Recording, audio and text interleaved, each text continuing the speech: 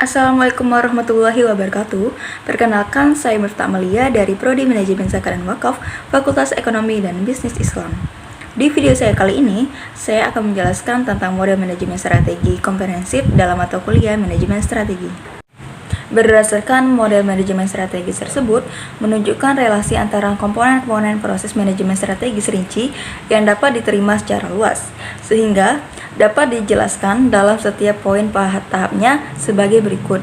Yang pertama, mengembangkan pernyataan visi dan misi, di mana penetapan sasaran dan objektif jangka panjang atau visi, serta menentukan langkah-langkah apa saja yang harus diambil untuk mempertegaskan dan memperjelas prioritas dan fungsi-fungsi tiap manajemen organisasi agar pekerja dan top manajemen dan fungsional di perusahaan tersebut dapat saling bersinergi dan berkolaborasi untuk mencapai visi sebagai tujuan yang telah ditentukan.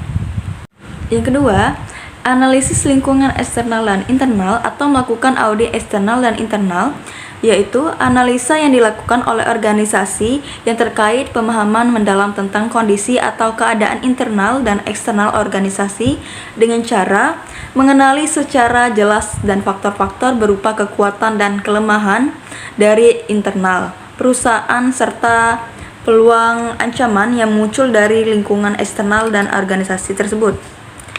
Analisa yang bertujuan melihat pengaruh yang akan muncul dari faktor-faktor tersebut terhadap sasaran atau tujuan organisasi dan agar organisasi tersebut dapat mempertimbangkan secara tepat kebijakan strategis yang akan digunakan.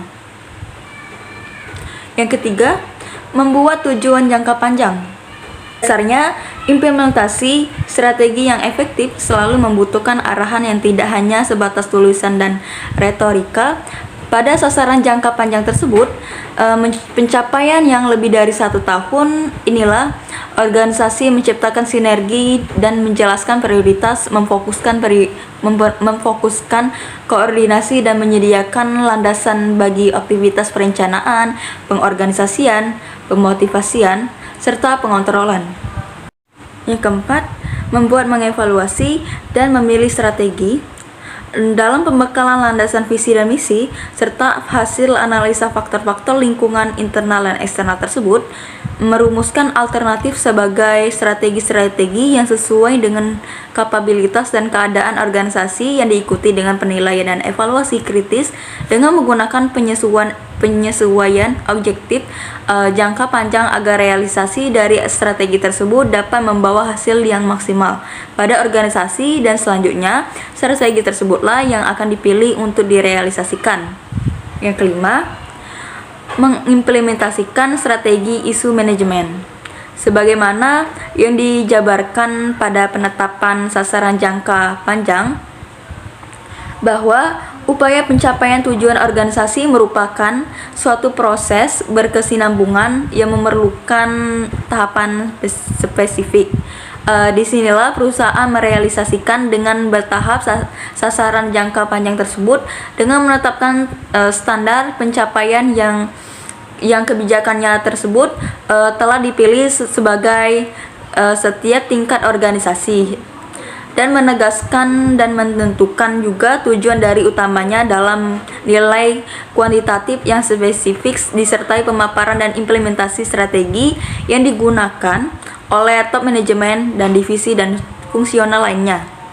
Yang keenam, mengimplementasikan strategi isu pemasaran keuangan akuntansi R&D Research and Development dan SIM atau Sistem Informasi Manajemen adalah langkah di mana perwujudan dari implementasi strategi diuraikan dalam langkah-langkah kecil dengan jangka waktu yang lebih pendek untuk diterapkan ke dalam fungsional organisasi yang mana sifatnya lebih operasional dan mengarahkan berbagai bidang fungsional dalam perusahaan untuk memperjelas hubungan strategi utama dengan identifikasi rincian yang sifatnya spesifik.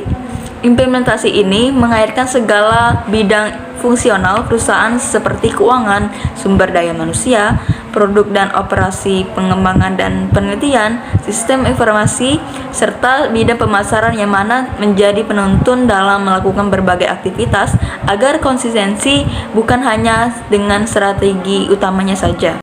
Yang ketujuh, mengukur dan mengevaluasi kinerja ketika strategi yang akan ataupun telah diimplementasikan dinilai menunjukkan perubahan yang tidak sesuai dengan rencana yang ada, hasil yang dicapai atau memang disebabkan asumsi yang salah dan hal-hal lain yang sifatnya tidak dapat dikontrol, maka rencana perlu direvisi ulang dengan evaluasi kinerja.